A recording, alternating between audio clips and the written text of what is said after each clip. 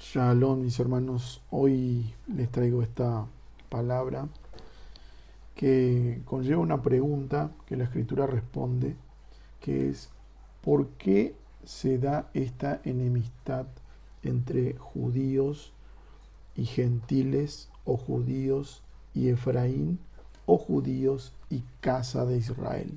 ¿Qué es Efraín? No, en este caso, ¿por qué hay una enemistad? No. ¿Qué causa esa enemistad y cuál es la razón por la cual hoy tenemos esa enemistad? Digamos, tenemos. Lo tiene, digamos, gran parte del mundo, en este caso. Muchos podemos ver el odio que existe hacia los judíos, hacia la casa de Judá. Y al mismo tiempo también hay una situación de celo que se da, en este caso por parte de la casa de Judá hacia las naciones. Y es una profecía, de hecho. Yo le quiero leer parte de, por ejemplo, lo que decía Deuteronomio 32:21, que nos dice en este escrito, dice el Padre: ellos me han provocado a celo con lo que no es Dios, me han irritado con sus ídolos. Yo, pues, los provocaré a celos con los que no son un pueblo, los irritaré con una nación insensata. Dice, ya nos avisaba el Padre. Esto se cumple en Romanos 10:19 cuando Pablo dice, y añado, ¿acaso Israel no sabía? Pregunta Pablo. En primer lugar, Moisés dice, yo los provocaré a celos con un pueblo que no es pueblo, con un pueblo sin entendimiento, los provocaré a ira. Les avisa, ¿no?, a los de la casa de Judá que los iba a provocar por medio de quién, pues por aquellos que iban a ser esparcidos a las naciones. ¿Por qué iban a ser esparcidos a las naciones? Lo encontramos en Ezequiel 22, del 6 al 16. Dice, he aquí que los príncipes de Israel, cada uno según su poder, se esfuerzan en derramar sangre. Al padre y a la madre despreciaron, en ti al extranjero trataron con violencia, en medio de ti al huérfano y a la viuda despojaron en ti. Mi santuario menospreciaste y mis días de reposo, los Shabbat, que hoy también se hace, los han profanado. Calumniadores hubo en ti para derramar sangre, y sobre los montes comieron en ti. Hicieron en medio de ti perversidades, la desnudez del Padre descubriste en ti, y en ti hicieron violencia a la que estaba inmunda por el menstruo. Cada uno hizo abominación con la mujer de su prójimo, cada uno contaminó pervertidamente a su nuera, y cada uno violó en ti a su hermana, hija de su padre. Precio recibieron en ti para derramar sangre, interés y usura tomaste, y a tus prójimos defraudaste con violencia. Te olvidaste de mí, dice Yahweh de los ejércitos. Sigue en el 13. Y he aquí que batí mis manos a causa de tu avaricia que comiste, a causa de la sangre que derramaste en medio de ti. Dice, pregunta, ¿estará firme tu corazón? ¿Serán fuertes tus manos en los días que yo proceda contra ti? Juicio, tribulación. Yo, Yahweh, he hablado y lo haré, dice. Te dispersaré, y acá viene, te dispersaré por las naciones y te esparciré por las tierras, y haré fenecer de ti tu inmundicia, y por ti misma serás degradada a la vista de las naciones, y sabrás que yo soy Yahweh. Acá nos dice que por el pecado, parte de la nación iba a ser esparcido. De ahí los asedios de Babilonia, que se llevó gente, en esa época Daniel, Jeremías también estaba.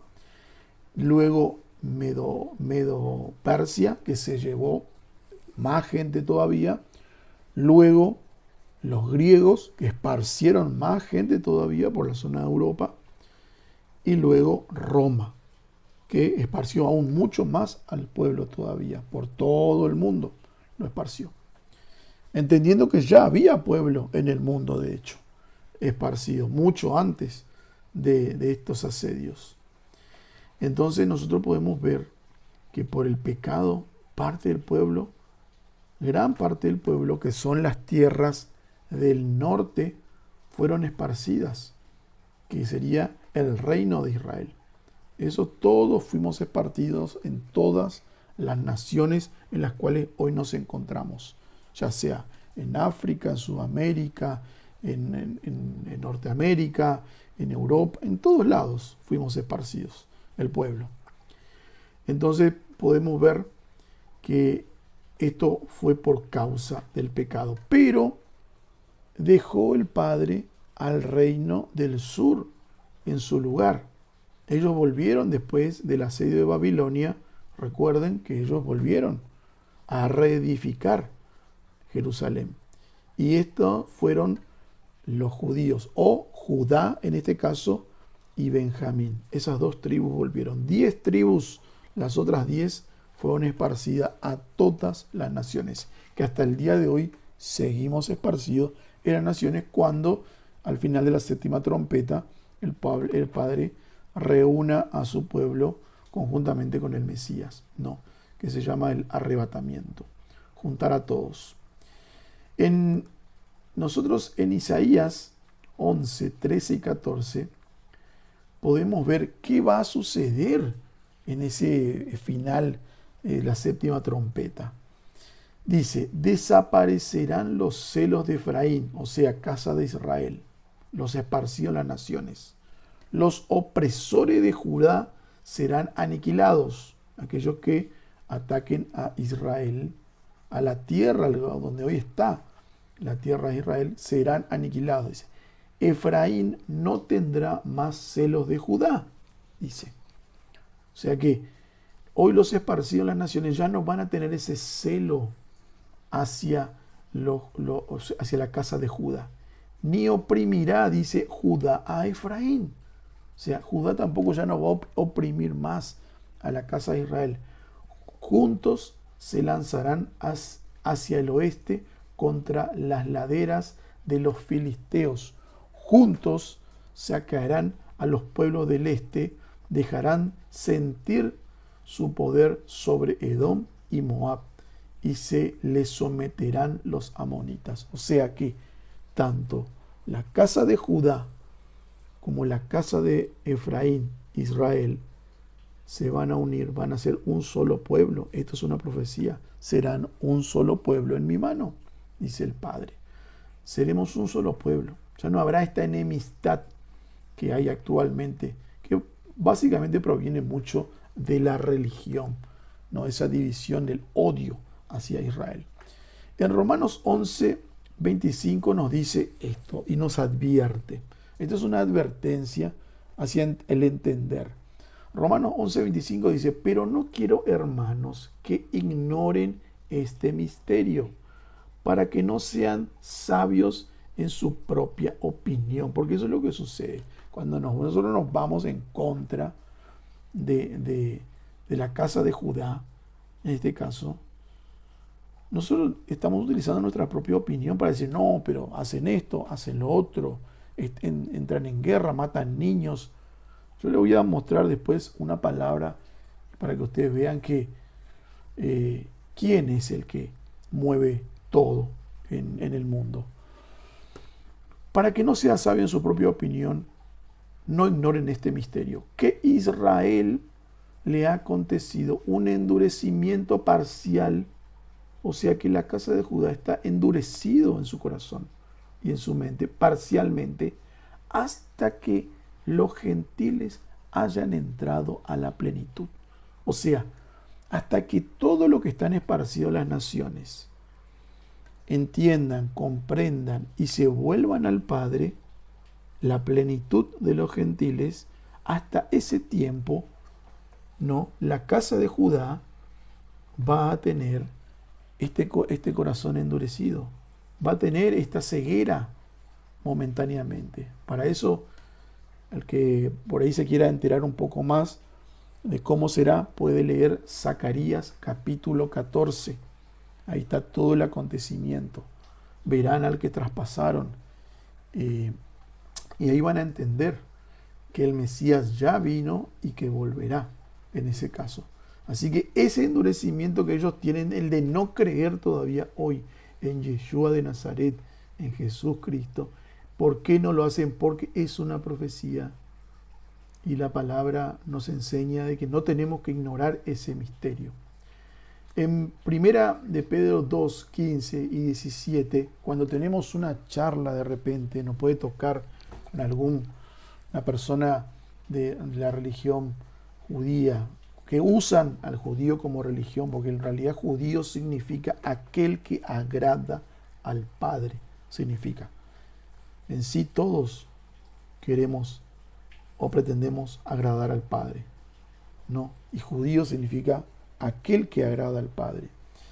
Primera de Pedro 2:15 al 17 dice, porque esta es la voluntad de Yahweh, que haciendo bien hagan callar la ignorancia de los hombres insensatos, como libres, pero no como los que tienen la libertad como pretexto para hacer lo malo, sino como siervos de Yahweh.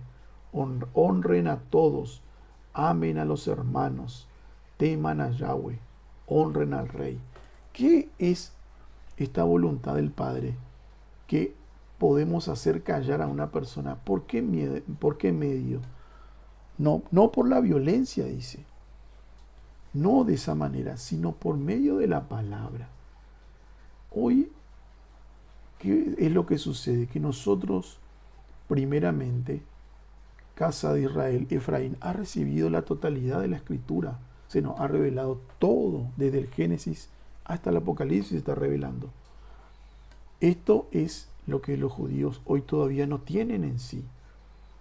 El mal llamado Nuevo Testamento, Brit Hadashah, o pacto renovado, ellos no lo tienen, tampoco creen en el Mesías, pero lo van a hacer porque así lo dice la Escritura. Es cuestión de que ingresen todos los gentiles a su plenitud y que vean al que traspasaron. Ellos también van a creer, porque así está escrito. Entonces, ¿cómo haces callar esa ignorancia? Pues enseñando la palabra, con paciencia, ¿sí? Con piedad, con compasión, con amor, así, de esa manera, no de manera violenta, altiva, soberbia, yo sé más y vos sabes menos, no, sino que enseñamos la palabra. Seguramente no van a querer escuchar, pero vos vas a cumplir con lo que dice la Escritura. Habrás dado palabra, habrás enseñado, porque no nos toca juzgar, no nos toca condenar, no nos toca salvar. Nos toca dar de mensajeros, de dar la palabra a la otra persona. Así hacemos callar la ignorancia, ¿sí? Haciendo el bien, dando la palabra al otro, ¿sí? Podemos recibir un golpe, un escupitajo o inclusive un insulto, que sería lo más leve, y sí, por supuesto, porque así está escrito, que inclusive hay gente que va a morir por enseñar y dar la palabra. En Gálatas 3:28 nos da, por ejemplo, una estocada al tema. Nos dice Gálatas 3:28, ya no hay judío, ni gentil, no hay esclavo, ni libre, no hay varón, ni mujer, porque todos ustedes son uno en el Mesías Yeshua. O sea, no hay nada ya hoy. ¿Sí? Podemos estar nosotros divididos entre los hombres, pero es una cuestión de los hombres esta división. Es por desconocimiento de la Escritura, del no tener el Rúa, el Espíritu dentro de uno, de la revelación de la palabra, porque la palabra es el Espíritu. Y no tener ese conocimiento, ignorar todo esto, como dice en primera de Pedro, no ignoren, Romanos 11:25, no ignoren esto, dice, que la gente de Israel, hoy la que está en la nación, va a estar endurecida parcialmente hasta que los gentiles ingresen totalmente a esa plenitud. Y Gálatas 3:28 dice, ya no hay judío, ni gentil, no hay libre, ni esclavo, mujer, ni varón, solamente estamos unidos en el Mesías. Somos un solo pueblo, tanto en el mal llamado Antiguo Testamento, o pacto original, o Torah. En la Torah nos dice que seremos un solo pueblo. Los profetas lo dicen, seremos un solo pueblo en la mano del Padre. Y también en el pacto renovado, también nos dice en Gálatas, somos uno solo en el Mesías. Entonces, ahí entendemos por qué ellos están endurecidos y hoy todavía no entienden. No podemos acusarlos de necedad o de necios, porque es profético. El Padre lo quiso o lo quiere de esa manera. ¿Sí? Él ha hecho este plan de manera perfecta. Y para muchos, importante, de los que acusan a el Estado de Israel o a Israel, ¿sí? No es que uno se ponga al lado ahora de repente del Estado, ni mucho menos, pero para muchos que juzgan, ¿sí? No, porque se mueren personas, claro que en las guerras se mueren personas, y es triste que en las guerras se mueran personas, pero escuchen esto que está escrito en Amós 1, en el verso 6 y 7, y dice, esto dice Yahweh, después de 3, 4 y más maldades que ha cometido Gaza, ya no la convertiré, pues ella se ha llevado cautiva toda la gente de Israel para encerrarla en Idumea. Idumea, Edom. Yo, dice el verso 7, yo enviaré fuego contra los muros de Gaza, la cual reducirá a cenizas sus edificios. Ustedes lo pueden ver en Amós, capítulo 1, versos 6 y verso 7. Y no solamente habla de Gaza, sino de otras zonas también del área. Pero verso 7 de Amós 1 nos dice, yo enviaré fuego contra los muros de Gaza, el cual reducirá a cenizas sus edificios. Cuando juzgamos a Israel por estar en guerra contra Gaza, ¿a quién estamos juzgando? ¿A Israel? ¿O estamos juzgando a la palabra que está escrita en Amós 1, versos 6 y 7? Porque si estamos juzgando a la palabra, lo estamos juzgando al Padre. Y ahí vamos a entrar en un conflicto, porque Deuteronomio 18, en su versículo 18 y 19, dice que el Padre va a levantar un profeta, que es Yeshua, nuestro Mesías, y que en él va a poner las palabras.